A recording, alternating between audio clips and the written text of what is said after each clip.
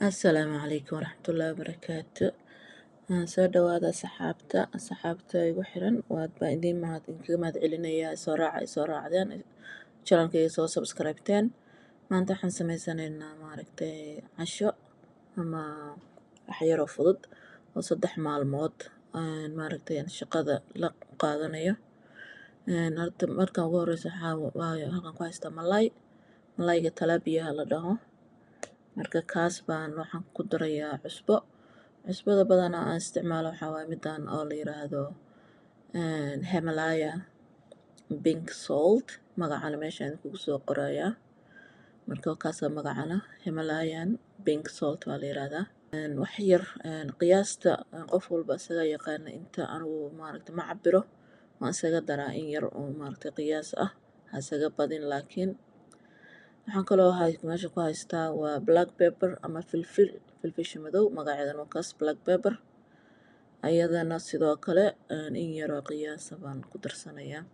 Waddankanadan dabadaha dadka jooga way cabiraan weelal yaryar iyo waxay ku cabiraan. Marka anaga Soomaali haddaan nahay waa qiyaas waxaanu marka waan iska qiyaasayaa inta yar baan ku shubay.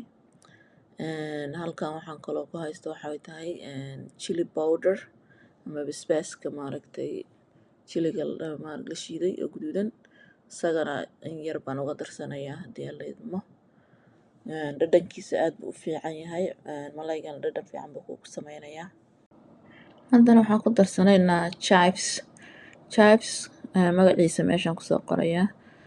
Af Soomaali waxa lagu dhaho ma garanayo marka taasaan ku darsanaynaa. Magaca meesha oo kaasa wax yar uga darsanaynaa isagana waa iska qiyaasanaynaa. Soomaali baan nahay qiyaas baan ku wadanaa hawlaheena. Dhadhan fiican buu leeyahay aad buu u wanaagsan yahay marka saasaan ugu darsanaynaa. Haddana waxaan ku darsanayaa saliidda olive oil baan badanaa isticmaalaa ama avocado oil labadaas u badanahay. Marka hadda taasaan isticmaalaynaa. Bahashaas linerkaas baan ka xijiyaa bahasha ku gelinayaa air fryerka isagaan ku gelinayaa. Amazon baan ka dalbaday 100 xabaa ku jirta bahasha markaad dalbato marka waqti dheer buu ku haynayaa. Halkaas malaygeena ku ridanaynaa wuxuu 2 xabaa hadda markiiba 2 gelinaya 4 xabaan dubanayaa because waxaan rabaa 3 maalmood qadadoodii inaan ka dhigto oon u qaato shaqada. Haddaad hal mar samaysato cuntadii oo diyaarsato waxay kaa caawinaysaa inaad waxay kuu diyaarsan yihiin. Waxaan kaloo halkaan ku karsan doonaa ukuntaasna ayadana borotiinka aad buu kaa caawinayaa haddaad rabtid inaad miisaan iska dhintid.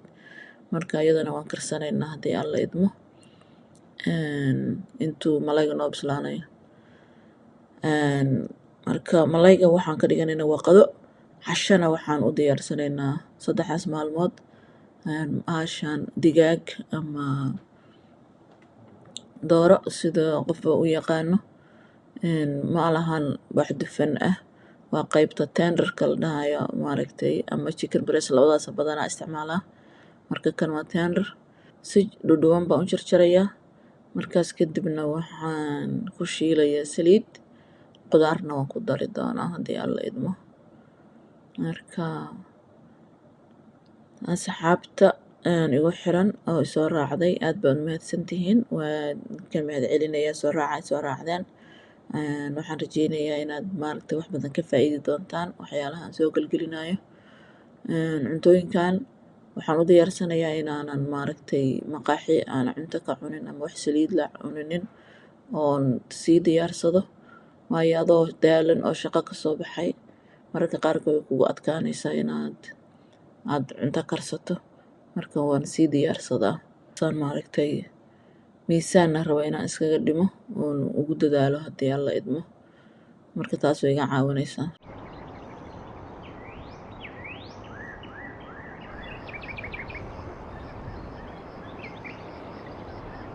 Basashaasaan hadda jarjaranayaa basashaas baan ku darsan doonaa maaragtay aan ku shiilanayaa.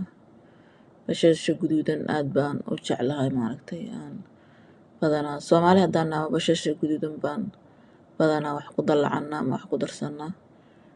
Sidaan dhuudhuubka anigoo jeclahay inaan u jarjarto maaragtay ugu darsado cuntadayda. Waxaan jeclaan lahaa walaalaha inaad maaragtay ii soo sheegtaan waxyaalaha aad danaynaysiin, waxyaalaha cuntooyinka oo maaragtay aan xoogga saaraya inaad miisaan iskaga ridid ama miisaanka iskaga dhintid. Marka ii soo sheega waxyaalaha idinka caawinaya ama aniga iga caawinaya inaan miisaanka iska dhimo. Halkaan waxaa noogu karkaraysaa ukuntii. Waxaan soo saartay bahasha maaragtay birta saliidii olive oilka laan ku daray. Haddana basashaan xoogaa shiilanaynaa. Basasha xoogaa markay noo shiilanto baa waxaan ku darsan doonaa digaaga haddii alla idmo.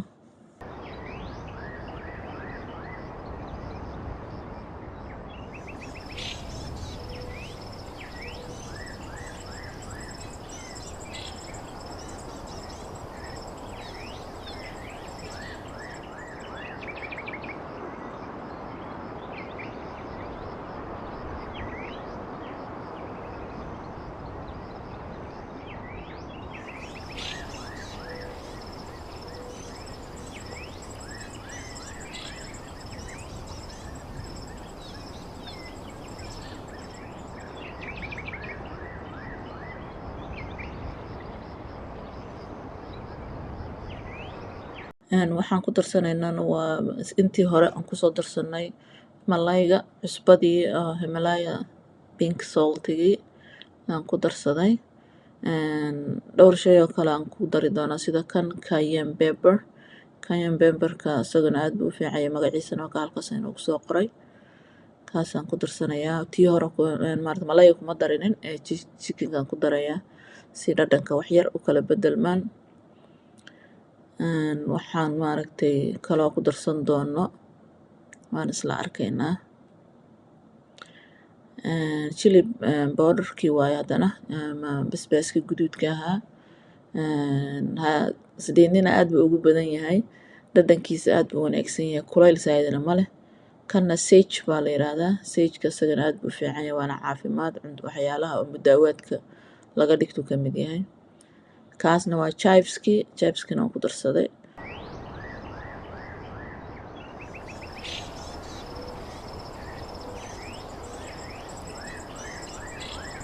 Isdhex gelinaynaa hadda si maaragtay ay dhadhanka u wada gaaro ama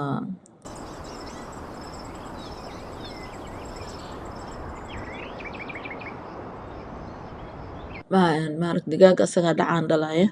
Dhacaankiisaasa maaragtay uu ku marka hore ku bislaanaya. Cabaaraa ku haynaysaa markuu gursado oo dhacaankiisaas ku bislaado. Marka kadib baa haddana waxaan ku daraynaa biyo waayo ma bisla. Digaaga ceeriinna ma rabno inaan cunno marka ay dhacaankiisa u dhammaysto baan biyo kale ku daraynaa. Markaas kadib baan biyahaas markuu gursado oo qallalo baan waxaan ku darsan doonaa qudaar haddii alla idmo.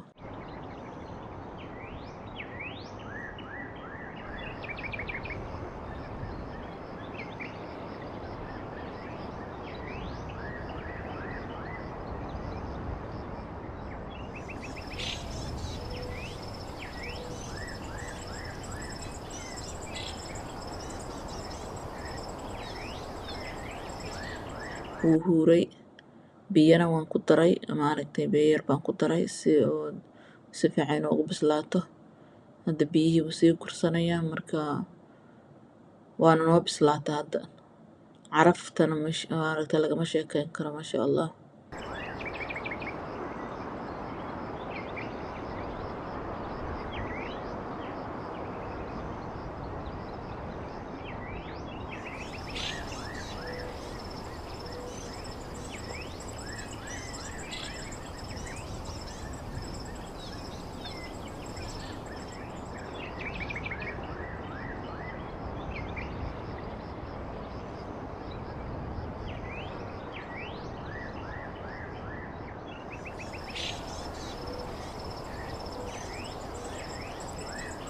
qudaartii baan ku daray. Waxaan malaynaya inay ii duumayso laakiin ma duumin. Marka qudaarta isku jirjirta kaaroodka iyo digirta oo laba nooc ah iyo galleyda qoyan baan ku darsaday.